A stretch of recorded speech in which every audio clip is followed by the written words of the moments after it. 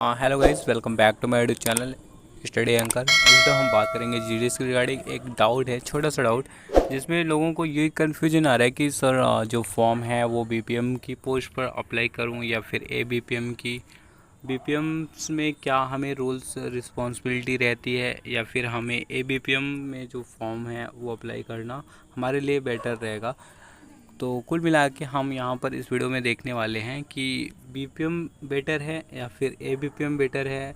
अगर हम study continue करना चाहते हैं, या फिर हमारा जो वर्क प्रोफाइल रहेगा वो बीपीएम में क्या रहेगा या फिर एबीपीएम में क्या रहेगा, तो उसी के रिगार्डिंग ये जो वीडियो है एबीपीएम और बीपीएम वर्सेस यहाँ टॉपिक होने वाला है, जिससे आपको एक बेटर आइडिया मिल सके कि जो हमारा फॉर्म है वो हमें बीपीएम के पोस्ट पर अप्लाई करना है या फिर एबीपीएम। अगर हम सैलरी की बात करते हैं तो दोनों में यहाँ पर जो सैलरी में है छोटा सा डिफरेंस है। बीपीएम की जो सैलरी है यहाँ पर 12,000 स्टार्टिंग होगी, प्लस अलाउंस वगैरह इंक्लूड होके सैलरी रिलीज होती है। और एबीपीएम्स में थोड़ी सी सैलरी कम होती है। इनकी स्टार्टिंग जो सैलरी होती है वो 10,000 स्टार्टिंग होती है, और प्लस इनको कुछ अलाउंस पे मिलता है जो टोटल इंक्लूड होके 14,000 एबीपीएम की सैलरी हो जाती है। आगे चल के मैं आपको सैलरी स्लिप भी दिखा देता हूँ बीपीएम और एबीपीएम की दोनों की, ताकि आपको एक बेटर आइडिया हो सके।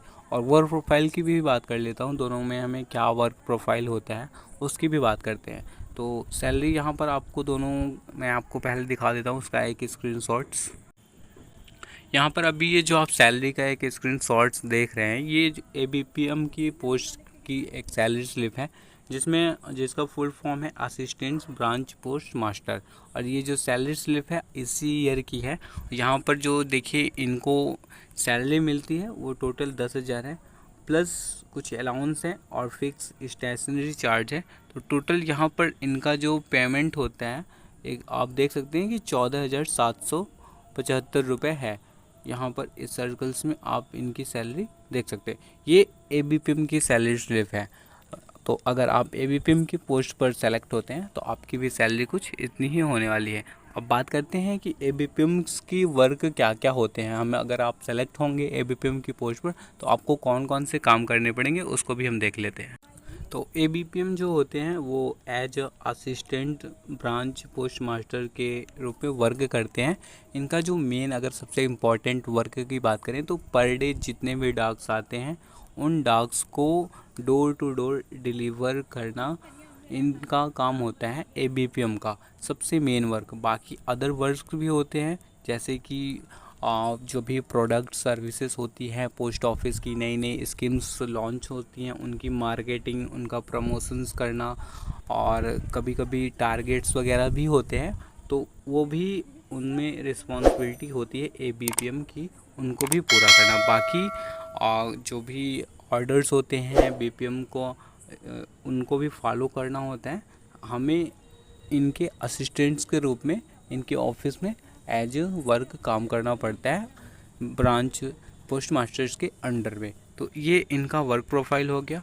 अब हम बात करते हैं कि बीपीएम की जो सैलरी है उनकी सैलरी स्लिप आपको दिखाते हैं और उनका वर्क प्रोफाइल के बारे में बात करते हैं।